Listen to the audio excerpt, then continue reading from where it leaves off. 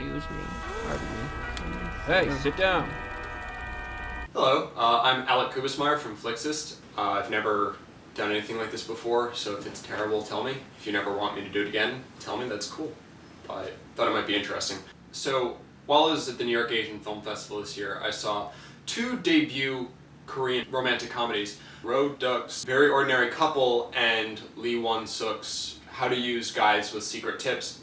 And while I was watching Very Ordinary Couple, which was the second one I saw, I kept thinking, while they're very different films, they're similar in the way they play around with conventions at their debuts and, from Korea, and all of that I thought was very interesting. So I'd considered writing a double review, but I thought both of them deserved to be written about on their own, and I could do something about both of them later. So that's what this is. I've written reviews of both of these films, and they're available on Flixist.com. I recommend reading them. I argue that Very Ordinary Couple is not really a romantic comedy so much as it is a romance with comedy stylings, and the reason is because the romance itself is not played for laughs. Like, the emotions that they have are not really funny. They're put into some funny situations, and it's over the top and silly sometimes. When it goes dramatic, it's just sort of the drama's the point, the romance is the point. How to Use Guys with Secret Tips is a comedy with romantic stylings. I was able to interview director Won-Suk, and he's a really, really interesting guy, and I'm going to be posting my transcript of that interview hopefully sometime in the next week. This is his first film, and he doesn't like romantic comedies, so he's starting off, sort of jumping into the deep end, hoping to make a film that doesn't fall into the conventions, because the reason he doesn't like romantic comedies is because he finds them to be conventional. The way his film is structured gives it something beyond the typical of romantic comedy. The sort of centerpiece of the film, the thing that makes it so special, is the How to Use Guys with Secret Tips. It's a video series that the main character, Bona, finds.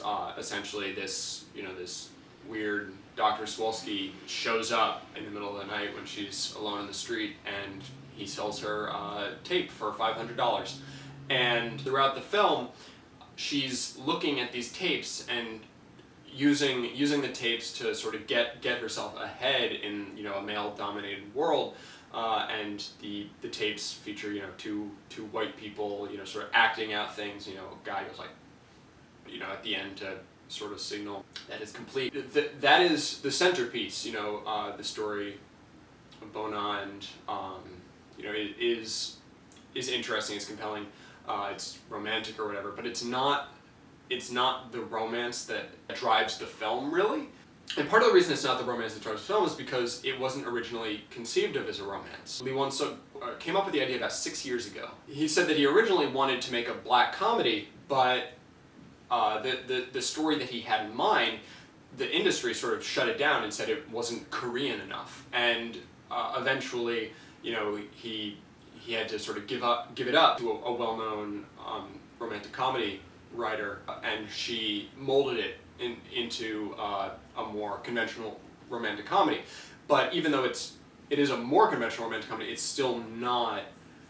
I still think it isn't a romantic comedy. With Very Ordinary Couple, Deok is this is the only thing she's either directed or written. Same with Won-Suk, although he did have a co-writer. The thing that's interesting about both of these, and that's interesting about sort of new filmmakers in general, is people usually think of the new wave as an incoming influx of talent that will forever change the way people view a specific type of film.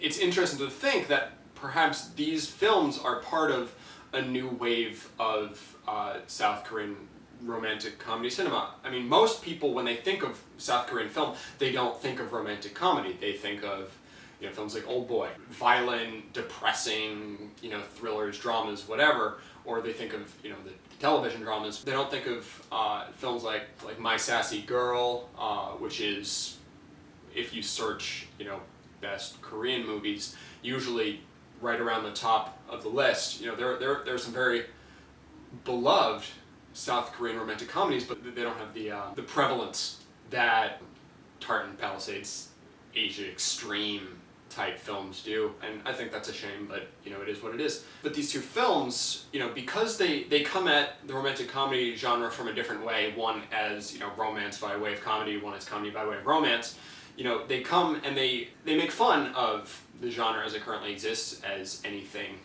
that hopes to subvert a genre does. They also sort of open up new paths for the genre to go. Both films end in relatively conventional ways. The way they get there, not necessarily conventional. Some of the things that happen along the way are conventional, some of them aren't. Oh, I've never seen this. I've seen this 1,000 times. This is new. This is really the oldest trick in the book. Both of these films have a male character going crazy over a female character. How do they present that? You know, what is the context in which they present that? Both of these have this relationship between these other people totally falling apart. How do they present that? And seeing the dramatically different way they present it, also in context with other films and, you know, in life, allows for some interesting ideas. In both cases, it does so in such a way that I never felt like I was being pandered to. I felt like, you know, I was seeing something that was made to be interesting and made to be compelling, and not just made to be, you know, another romantic comedy to just sell to, you know, the 18 to 34 female demographic, or whatever demographic romantic comedies are intended for. You know, I feel like maybe people won't even necessarily realize at first that a shift has started taking place, but I think that it's the sort of thing that, you know, over the coming years, you know, films like How to Use Guys with Secret Tips and Very Ordinary Couple could move towards being the norm. And looking back, you know, 10 years from now, seeing How to Use Guys with Secret Tips, you know, it might be like, wow, this is the most generic thing I've ever seen. Whereas now it's like, wow, this is a really interesting way to take a concept that's getting more and more and more tired.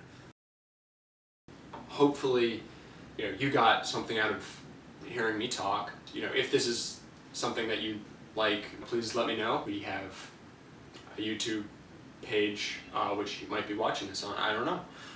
And you should subscribe to our page. We normally don't have me talking, mostly do trailers and things like that. And if you like Asian films, I write about a lot of Asian films. Mostly Korean, but, you know, Asian in general. Right now, the site is in the middle of covering the Japan Cuts Film Festival. NYAFF is actually ending today when this posts, which is Sunday. Let me know if you thought it was interesting. If you have any questions about these films, you know, I'd love to talk about them. If you can see them, I definitely recommend. You know, Roduk's Very Ordinary Couple and Won-Suk's How to Use Guides with Secret Tips. They're both really, really fascinating films.